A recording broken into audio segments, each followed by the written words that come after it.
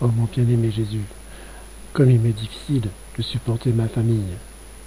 La situation a atteint un point tel qu'il me prive de choses qui me sont particulièrement chères.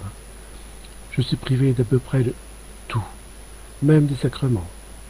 Qui aurait deviné que j'atteindrais un état où je serais incapable de m'approcher de toi dans les sacrements, ou de simplement te rendre visite. Qui sait où cet état de choses finira? Oh Jésus, donne-moi une aide nouvelle et ta force. Autrement, ma nature va craquer. Là-dessus, Jésus se fait savoir et reprit vivement.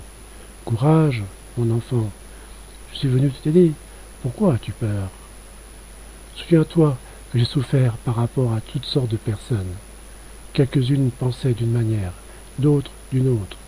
Les choses les plus saintes que je faisais étaient jugées par quelques-uns comme mauvaises. J'étais même accusé d'être possédé du démon. D'autres me regardaient avec mauvaise volonté, avec des regards haineux. Ils cherchaient des manières pour m'enlever la vie. Ma présence, pour beaucoup, était devenue intolérable. J'étais jugé mauvais par les méchants, alors que j'étais une consolation pour les bons. Aussi, ne veux-tu pas devenir comme moi et désirer souffrir au moins, en partie, les souffrances que j'ai endurées pour les créatures? Et je répondis, j'embrasse tout par amour pour toi, mon Seigneur. Pendant sa vie sur la terre, il était pénible également pour Jésus que ses souffrances soient connues par d'autres. J'ai vécu plusieurs années de cette manière, souffrant, par les démons, par les créatures, et par Jésus lui-même, qui me mettait à part pour partager ses souffrances. Avec le temps, j'atteignais un point où j'avais honte de moi-même. Je rougissais quand j'étais vu par quelqu'un.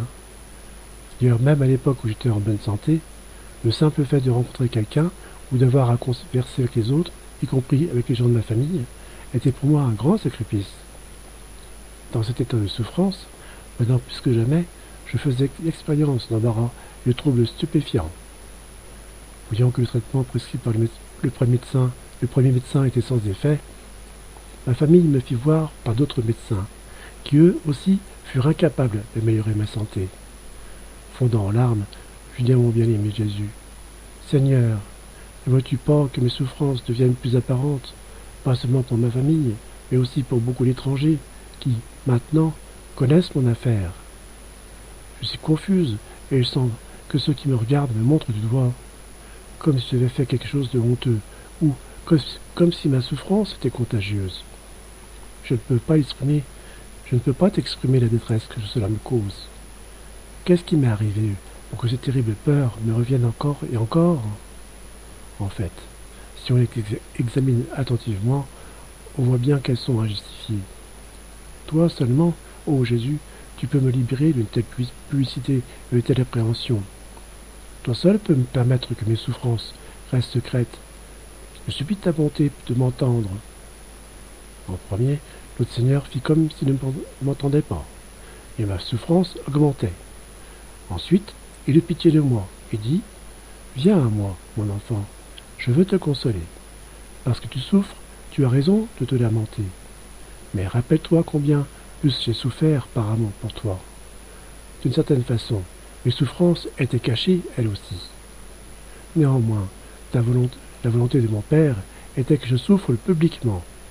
Là-dessus, je fais face à tous les mépris, les disgrâces et les confusions, même d'être privé de mes vêtements.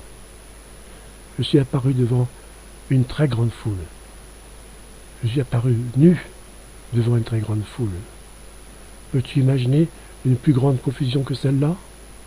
Ma nature ressentait elle aussi ce type de confusion, mais mon esprit était fixé sur la volonté de mon Père.